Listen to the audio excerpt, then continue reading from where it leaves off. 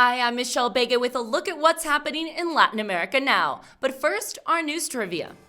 Which country in Latin America contains a desert that has become a dumping ground for used clothing that is now polluting the environment?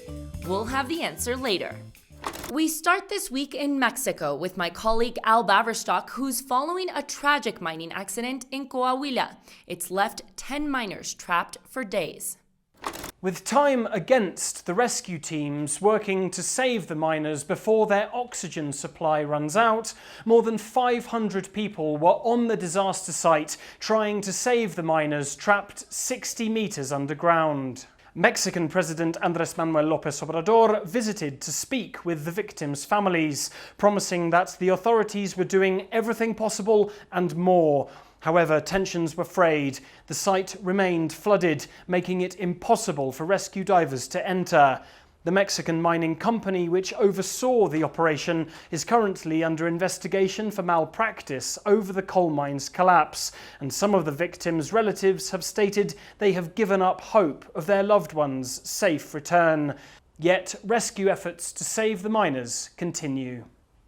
And Colombia has a new president who says he'll tackle some of the world's toughest issues. At his swearing-in ceremony earlier this week, Gustavo Petro said he'll be reviewing the country's drug policy and calling on the international community to recognize that the war on drugs has failed. His ambitious agenda also includes ending the country's reliance on fossil fuels. Petro plans to stop issuing new licenses for oil exploration. The oil industry provides almost 50% of the country's legal exports. And speaking of oil, Cuba has been battling a deadly fire that began at an oil facility. It spread to several tanks and caused a shutdown. In the first 24 hours of the fire, one person was reported dead, 125 injured, and a dozen firefighters missing. The governments of Mexico and Venezuela sent special teams to help extinguish the flames with water cannons, planes, and helicopters. Billowing smoke from the region can be seen from Havana. Residents in the province of Matanza were warned to use face masks and stay indoors. In Chile, Easter Island has started opening back up to tourists after closing down during the pandemic. The volcanic island in the middle of the Pacific welcomed 230 tourists on August 4th. It had been closed for a total of 868 days. The island, also called Rapa Nui, is one of the most isolated tourism destinations in the world.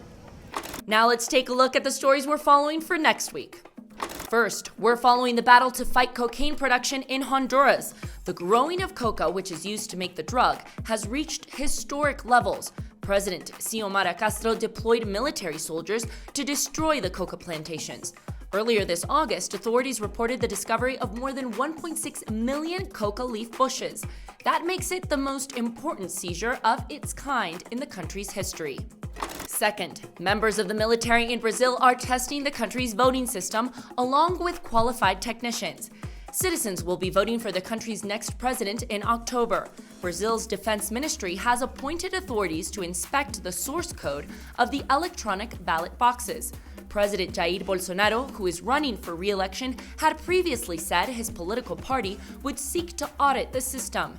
In opinion polls, current President Bolsonaro still trails behind former President Luis Inácio Lula da Silva. And now the answer to our news trivia. The answer is C. Earlier this year, we told you how the Atacama Desert in Chile has become a landfill for discarded clothing, partly due to society's fast fashion vices. Now, environmental authorities in Chile are investigating the environmental damage. In nearby community Alto Hospicio, there are complaints that illegal dumped clothing is contaminating communities, including their waterways. In many cases, the clothing also contains chemicals, which results in soil contamination. That's it for this week. We'll see you again soon on Latin America Now.